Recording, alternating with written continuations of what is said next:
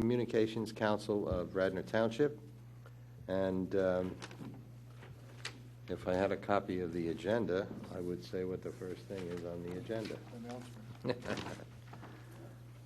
Announcements is the first thing on the agenda. Does anybody have any announcements? We don't have any announcements? Okay, we'll have the report from Radnor Studio 21 and General Manager George Mr. Trimmel. Chairman, we still have a vacancy, I believe, on this council.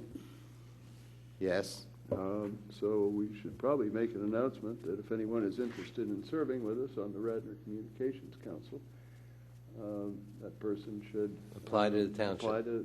Send a letter to the township manager. Outstanding idea, Bruce. We have a vacancy on the Cable Council, and if anyone would like to participate in our activity, they can contact the township and apply for the position, and we'd love to have someone with talent and a sense of humor join us. Thank you. George Trimmel, General Manager of Studio 21. George. I bring to you both talent and a sense of humor, so thank you very much. And there's always room for more. Nothing is more important to a community than the intercommunications, and that's why this particular body is absolutely vital to where we are today and where we will go tomorrow. So anyone who feels they can contribute should, and that's my pitch for another member. I can't think of anything that anybody does that's more important than communications, whether it deals with emergency management or it deals with reflection of what the people are all about.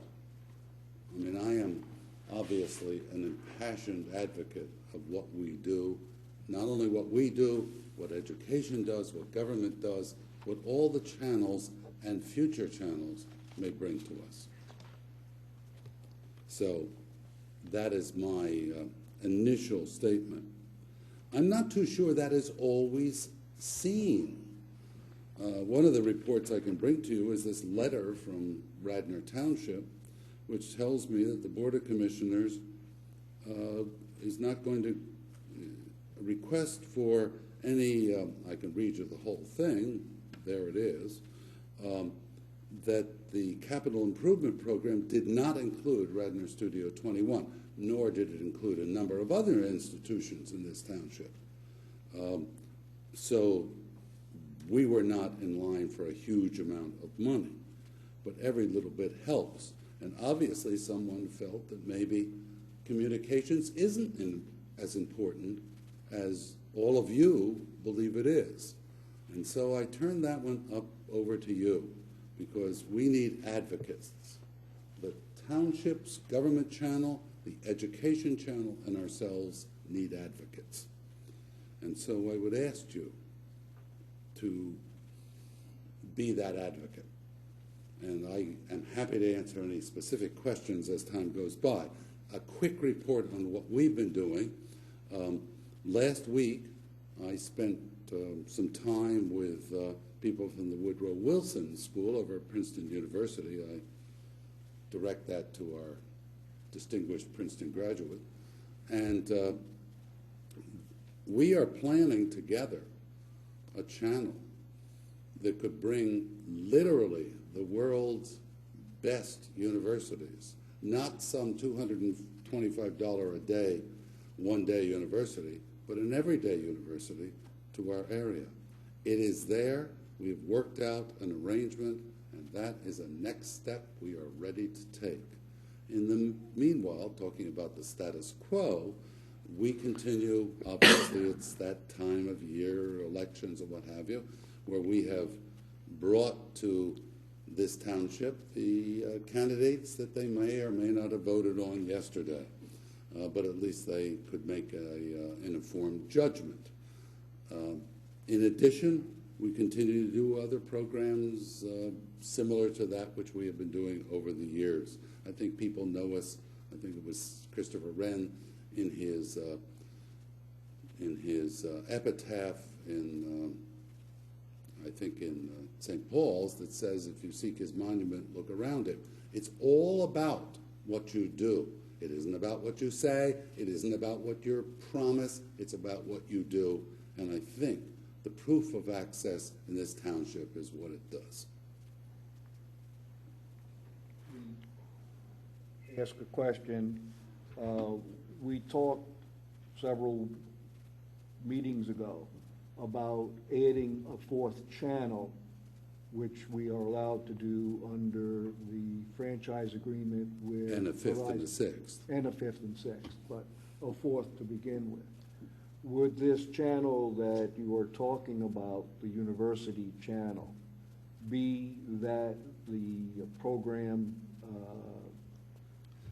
substance for the fourth channel, or we would need a fourth channel? We would build around them. That brings us things from the London School of Economics, which, depending upon your politics, may be great or not so great, but under any circumstances, from every university, literally, that is doing things, and including right here with our own Eastern University. In addition to which, this is the place where we can put our NASA. This is the place where we can put our University of California has a very vibrant, at least up to yesterday's election, has a very vibrant system. In addition to with the University of Washington, Research Channel, University of Virginia, I can go through a list of universities that are available, added to which is our own sterling collection of documentaries which can fill in those spots. So basically what this will do will be to free up more airtime on Channel 21. We have 168 hours. We could obviously accommodate all this if we cut out all the repeats. But our producers want to see their programs more than once on Radnor Studio 21, and they want to see them initially in prime time. There's only so much prime time, obviously 6 to midnight, and for those who are of a certain age, maybe 6 to 10, and maybe it's 7 to 10, whatever it is. There's only so much of that space available. But there will be more programming space there if this goes forward. An additional 168 hours a week. Right, so there will be more space for local events and local programming. It is a ability to knock this one out of the park. Okay, and so we will have, if this goes forward, we will then have to press forward for a fourth channel. It's only channel. It isn't ability. We have the equipment to do it. Okay. It isn't programming. That we have. It's only a channel. So What is your timing on it, George? No, I could do it tomorrow. The arrangements are already made? The arrangements are done. would, then it would seem to me that the studio should bring forth a program of some sort to the council. I'd be happy to give you a week, a day, a week, a month, a year. And from there, I think we need to then approach Verizon to tell them that we are ready to open up. Activate one of our channels. Activate the fourth channel. I think that's the process that we should go forward with. We This are is ready to exciting do news. so, and as I said, I have reaffirmed that with the people at Woodrow Wilson over at Princeton. Okay, so if you could put that into a proposal form, George. I would be happy to do so. Okay, we would take it forward to. But in the meanwhile, let's go Verizon. back to our own township to remind them of the value of that which is given to the people of this township.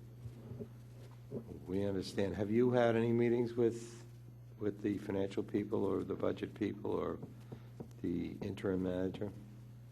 Because the same problem, as I'm sure you're aware, is present in virtually all the organizations. Yes, as the president of the library, I can assure you we're facing the same problem. As the treasurer of the library, I can assure you that we don't have the money to finance it. Have you had any further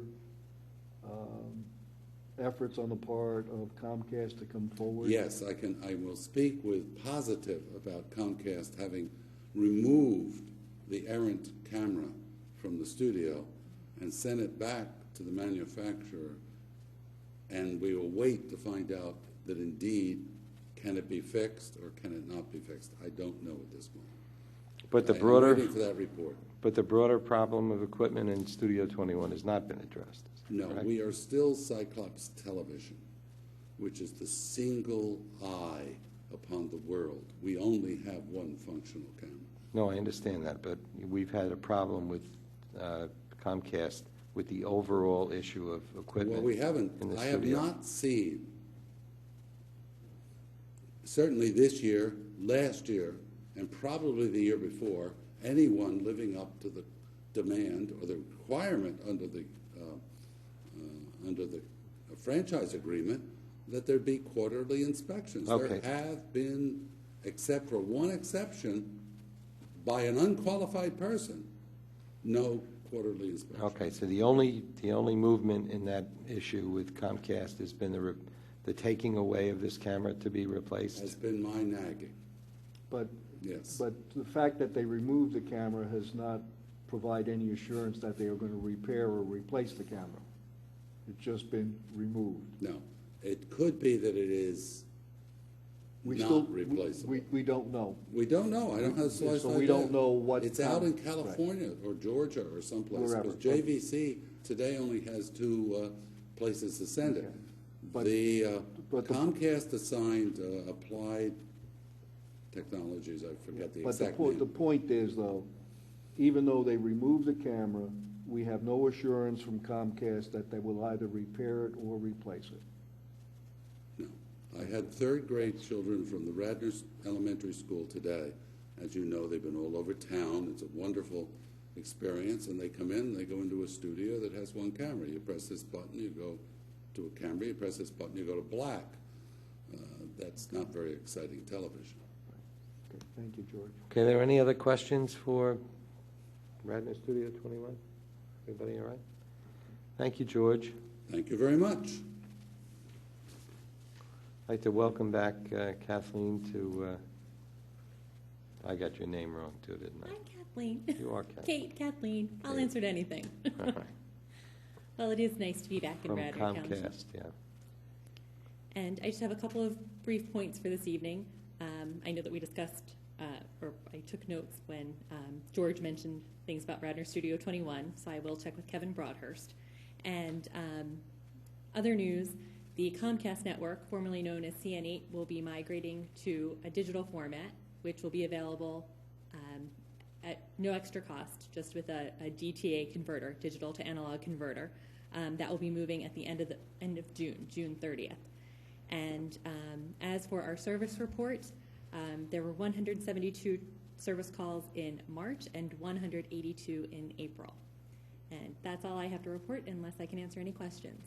The Newsmaker, is that what the program was called, or, but It that was- will be continued, so, It will be continued. They have restructured a bit. Most of the programming is now occurring on Sunday nights for the premiere episodes and then rebroadcast throughout the week. But it is basically moving. It will be the same channel. It now falls under the Comcast Sportsnet umbrella, and it will be moving from 8 on the channel lineup to digital, which honestly I don't have the channel number, but that will be in the ads and notification to customers where they can find it. good, thank you, Kate. You're welcome. Okay, I- I'm sorry. I'm sorry. Yeah, go ahead, please.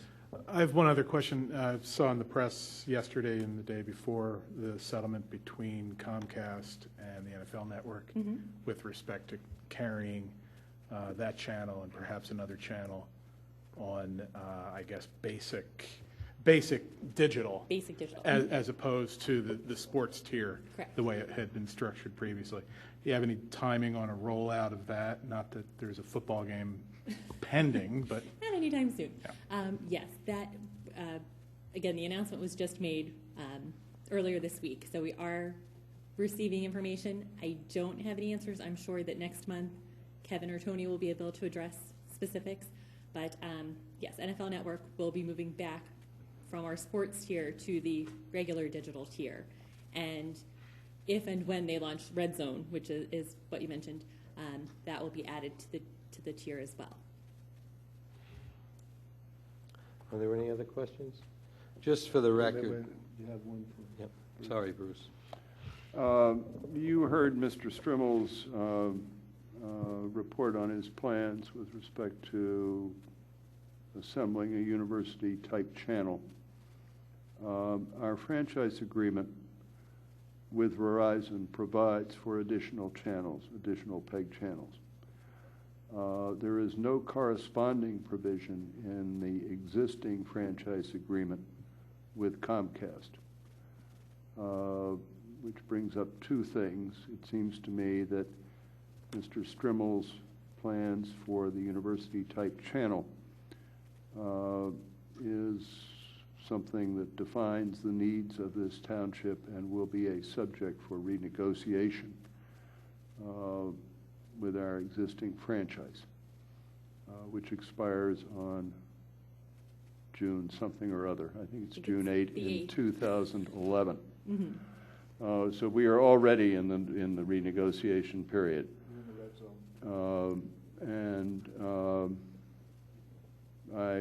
I guess I would like you to go back and ascertain what the attitude of Comcast would be toward carrying a second public access channel, which obviously I guess would be in your digital tier,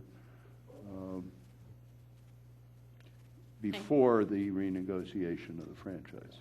In other words, you're having a channel which sounds to me as if it would interest a substantial number of people in this township. It will be available on Verizon, on your competitor. Enough said? I will Okay. certainly take that back to Kevin. The franchise agreement actually provides for 3 additional channels, one of which we will activate shortly. So you can bring back the already determined parameters of at least 3 digital channels in addition to the 3 PEG channels we have analog. Yes, on Verizon we have the availability of 6, 3 more, of which we'll activate 1. Okay, I already made that note. Thank you very much. Okay, and as I indicated earlier, Kate, we've had this problem with Comcast not fulfilling their contractual obligations, specifically with the equipment issues at Radnor Studio 21. And we've kicked it around for a long time, and we're at the point now where we're going to take some action, which you should report to the appropriate people back at Comcast so they understand the gravity of our attitude. I certainly will. And the specifics of how that will take place will be in the new business section of the agenda tonight, okay? Okay, thank I you. think, Mr. Chairman, it more appropriately comes in old business. And Kate, we thank Okay. you for coming back. Yeah. Thank you. Thanks, Great to Kate. see you. Verizon, please. Good evening, everyone. My name is John Strasser. I've been here a couple of times before. I'm filling in for Stephanie Beavers. I also have a short update for Radnor tonight. Last week, we had sent out letters to all of our franchise areas updating the Verizon contact information in the agreements for official notices that you would send to Verizon. So those should have already been received. And Yeah, I have them here. okay. And second would be Stephanie will be sending out updated information in regards to how the PEG content providers contact Verizon in regards to signal quality issues and outages, which should streamline the process and help get quicker resolution to any of those issues. And that is all the information I have for tonight, and open myself up to questions. Any questions for Verizon? Okay. Do we have any pending questions for Verizon? I guess, Mr. Strasser, the same issue which you need to take back is the activation of the additional Yes. PEG channel, which Mr. Strimmel described. And if you do that, we would appreciate it and Yes, I bring a have that noted report down. back. Thank you. George has a question from the floor. George? Thank you. It should be noted that the conference I was at last week, and this is a New Jersey item, and it may not be known to Mr. Strasser, that Verizon is moving, at least in New Jersey, to get rid of franchise fees and replace it with a 2% sales tax, which they hope to be across the board, including DirecTV. This is not something they have made public, but under interrogation, let's say, it came out that that is exactly their move. I don't know if anything similar is in the woodwork here in Pennsylvania, but it is ever something to beware of. And maybe you have heard of it elsewhere. I don't know if you've heard of it, but I certainly have, and I heard it from a Verizon representative. In response to George, I have not heard anything like that happening in I Pennsylvania. did not expect this was at a level, and it may be just a New Jersey situation. The New Jersey franchising law is substantially different from that which Absolutely, exists and in that's a Pennsylvania. statewide franchise. So all they need is one click of a group, and it all changes. Thank goodness, here in Pennsylvania, where cable began, we don't have a statewide law of any sort, and with any luck, we'll keep it that way and live under the federal franchise. Thank you, George. Thank you. But that was just a caveat emptor. Yes. Any other questions for Verizon? Thank you very much for coming. Thank you very much. Appreciate your input. In old business, Bruce? Yes, Mr. Chairman. We've been going around and around with Comcast on this equipment issue for a substantial period of time. And I would like to offer tonight a resolution which really sends Comcast, it recommends that the Township and the Board of Commissioners, because we don't have the power to do this ourselves, but it recommends to the Board that we send Comcast a notice that we deem it to be in default with respect to the equipment provisions, and also that we intend to invoke the liquidated damages provision of our franchise agreement, which I believe is $500 a day. For the benefit of the people at home, I will read the resolution which I offer. Whereas Comcast is obligated under its franchise agreement with the Township of Radnor dated June 8, 1998, as amended, to, quote, keep such equipment, that is to say the equipment used in the public access studio in Radnor Township, in good working order, shall provide qualified technicians to inspect all such equipment at least quarterly, and shall certify to the Township at least quarterly that all such equipment is in good working order. And whereas Radnor Studio 21, Inc., the operator of Radnor Township's public access channel, has repeatedly requested Comcast to perform its obligations under the provisions set forth above, and whereas the Radnor Communications Council has also requested on numerous occasions that Comcast perform such obligation, and whereas earlier failures to maintain the equipment have necessitated intervention by this council, resulting in assurances from Comcast that the equipment would be maintained. That was in 2003 and resulted in a letter agreement. Whereas a substantial portion of such equipment is and has been for some time inoperable in violation of Comcast's obligations under its franchise agreement as set forth above, now therefore the Radnor Communications Council recommends that the Board of Commissioners authorize sending to Comcast a notice that the Township of Radnor deems Comcast to be in default of its obligations set forth above, and of the intention of the Township pursuant to paragraphs 20I, 1B, and 22, 20(2), of the franchise agreement to assess liquidated damages in the amount of $500 per day for each day or part thereof that the deficiency or default shall continue. Pursuant to paragraph 20I2 of the franchise agreement, Comcast shall have 30 days in which to cure the deficiency in default. And then the daily fine begins at the end of the 30 days. At the end of the 30 days, yes, Mr. Chairman. I second the motion. All in favor? Aye. All opposed? Kate, you opposed? Kate, we're sorry you walked into the teeth of this, but it's been a long history. Do you have a copy of this resolution? Yes. Can you give a copy to Kate? I was going to request that, thank you. And we will pass this on to Steve, and you will take it up with, I'll give it to our interim manager, Mr. Granger, and Mr. Rice, our interim solicitor. and please impress upon them the urgency of responding to this. We want to get this thing done, okay? I certainly will. Thank you. Are there any questions regarding the resolution or its journey to the township? Okay. New business? Any new business? Ordinance. Mr. Glenn? Yeah. In reference, go back to old business if we can. Last month, Don Petrosa was here representing T-Mobile in reference to a pole-top wireless communications device located on Bryn Mawr Avenue near Malin Road. Where we left it was that we were going to advise them we were going to wait for the adoption of the revised communications, wireless communications ordinance. I've been informed that the first reading of that ordinance is going to occur at the Commissioners' meeting on June the 15th, and then, or it's actually a public hearing which will be at the Commissioners' meeting.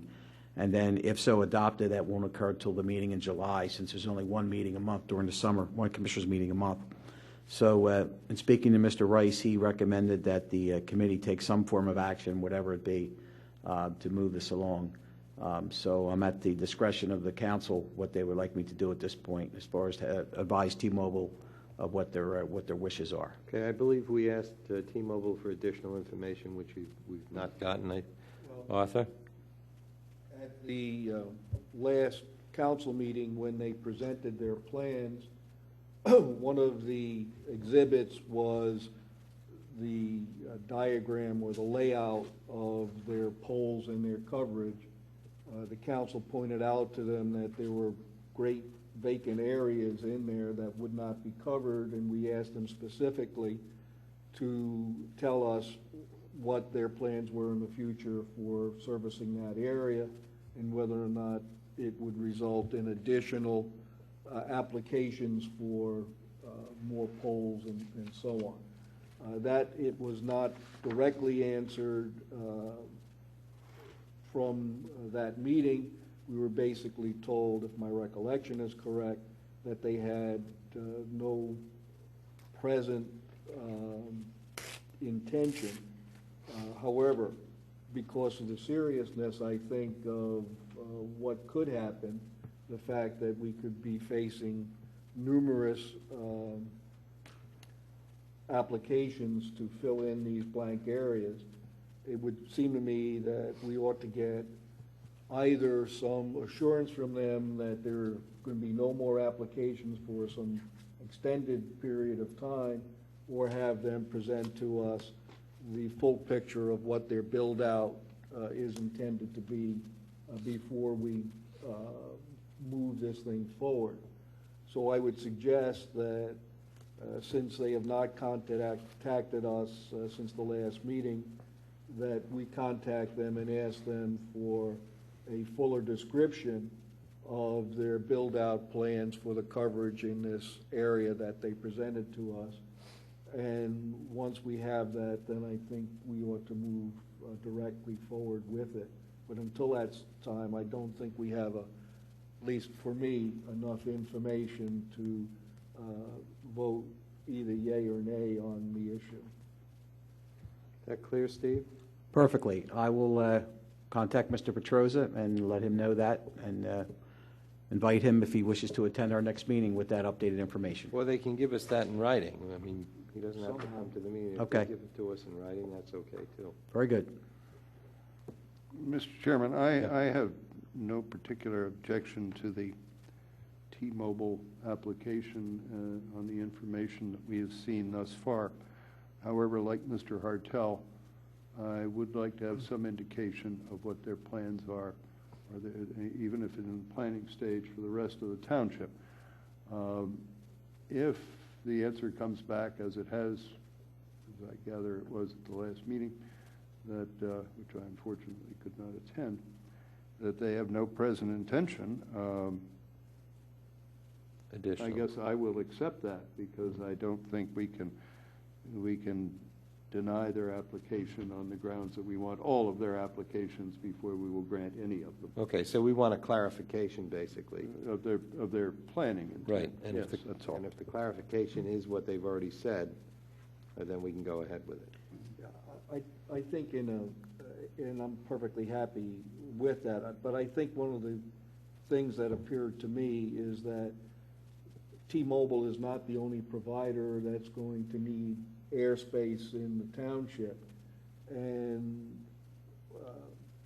you know, the fact that we take one a month or whatever the rate of it is, it would be nice for the community and for us to have, as having the responsibility for it, to have some idea what the build-out throughout the entire township is going to be.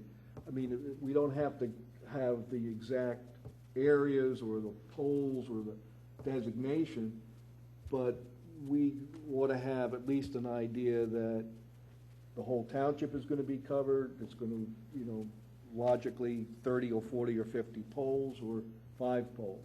I think at this stage of the game, we don't have a clue as to the intensity of the build-out to expect. So I don't know how we deal with that, whether or not we issue a general invitation to the providers to give us an indication, or we just handle it on a one-on-one basis as they come in. I don't know how we can do anything other than respond to them as they come in. If somebody has an idea how we can do that, I'm happy to. Well, there are provisions in the draft ordinance which encourage co-location, and in order for those provisions to be effective, we have to have some idea of what the planning is, so that if co-location is possible, that can occur. I will say that I'm getting an increasing number of phone calls from backhaul providers such as NextG Networks requesting information as to our rules and regulations in the townships for putting these pole top units up. Seems to be a rather popular thing right now. Which suggests the ordinance thing should move as quickly as possible. Yes, that's correct. And it may be that we might want to dedicate a meeting or something to the issue, just to lift it up, at least get some general idea of what the township is facing and what the residents are facing.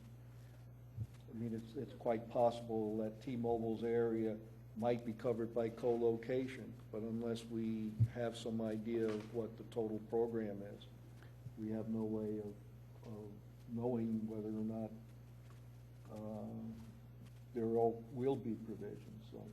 Well, as far as the T-Mobile thing, I'll be glad to speak to Mr. Petrosa, and I'll try to find out what the big game plan is. And if their only interest is this one unit, I'll go back to the committee members and let them know that. If it's something more than that, I'll either get it in writing from him, or I'll suggest he be here at the next meeting. Yeah, and How's I that? don't think we're looking for specific information as to, you know, the exact location or the exact configuration that they're looking for, but rather that, yes, we intend to fill out this area, and yes, that will require, you know, some, and we'll get to it when we get to it. I mean, even that kind of information would be helpful for us to know what ultimately we're faced with. Okay, I got it. Steve, I have one question. When you say that you're getting increasing inquiries from providers, perhaps directed towards the pole top solution, these are poles that are in the public right of way, Yes. as opposed to private land. And my recollection of the changes in the proposed ordinance was that many of the changes were really directed not so much to right of way uses, but more to uses that would be on private property. Is my recollection correct on that? Or The proposed ordinance, I think, deals with both. Both. Okay. It's just that the recommendation in the case of public property goes to the Board of Commissioners, and in the case of private property goes to the Zoning Hearing Board. Okay, great. And it's channeled through us first. That's correct, in So, both cases. Yeah. Any other questions regarding T-Mobile or related issues? So you're going to, you should contact maybe all these people and tell them we'd like as much information as early as possible. I'm informing them as they're calling, yes. Okay. It's not the major carriers, it's these corporations that provide the generic units that these smaller cell companies can tack onto. Yeah, but I think, aren't we obligated to respond the same way to all these people under the FCC regulations? So, yeah, we don't discriminate. Okay. It would seem useful if we could work up some sort of general master plan from the various carriers so that we would see some coordination. I didn't know if that might be possible. The Verizon, AT&Ts, that, that we're not holding them to, 20 polls or something like that, but to get an idea from them on what their plan is in Radnor Township for the next decade or next 5 years or something of that order. You suggesting that they get together and do that? I can't imagine that. Not necessarily get together, no, but to sort of let us know so that we can see on a Well, I broader think that's what we're basis. trying to accomplish in Yeah. a one-to-one basis, and then we have to put whatever information we get together to try and get the bigger picture. But I don't think we can assume that the companies would get together and give us a bigger picture. No, I didn't mean the companies, as a group, but that they would, rather than when they needed a poll, give us an idea individually.